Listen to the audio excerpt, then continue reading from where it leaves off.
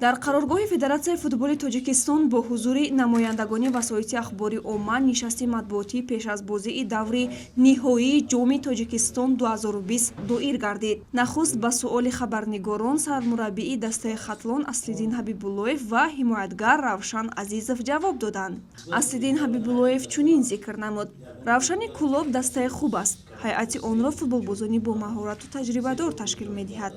ҳайати дастаи мо бошад, баръакс ҳама футболбозони ҷавонанд. Новобаста аз мушкилиҳои молиявӣ мо ба финали ҷоми Тоҷикистон баромадем. Кӯшиш мекунем дар ин дидор ғалаба ба даст биёрем. даста зина базида ба натиҷа ноил мешавад, вале мо зина базини як ребура 3 қадам пеш кардем. натиҷае ки мо имсол нишон додем, натиҷаи соли гузашта мо бозии баргашти хона бо лига якумро интизор будем, 1.5 моҳ машқ кардем, бози баргузор нагар. Имсол мо аллакай дар назди даста мақсад дига буд, ҷойгиршавӣ дар байни дастаҳои барои ба даст овардани медалҳои чемпионат ва иштирок дар бозии ниҳоии ҷоми Тоҷикистон. Ин аллакай худаш мебахшед ба саволи шумо ҷавоб медиҳад.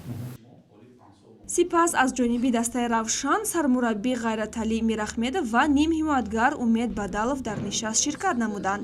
Дар навбати худ Ғайраталӣ Мирахмедов изҳор дошт, ки Равшан имсол роҳи душворро тай кард. Шикаст додани дастаҳои ҳулбук, Регартадас, Истиқлол ва дигарон барои мо як дастоварди бузург буд. Яке аз ҳадафҳои асосии мо ин баромадан ба Лигаи олӣ буд, ки ба ин қулла расидем. Акнун кӯшиш мекунем, ки ҷомро низ соҳиб шавем. Чунин баён кард сармураббии дастаи Равшан. мо қамеинат ки мо омадем Истиқлола буридем, Регара буридем, Ҳулбука буридем, Паншера буридем, омадем як қадами дига монда.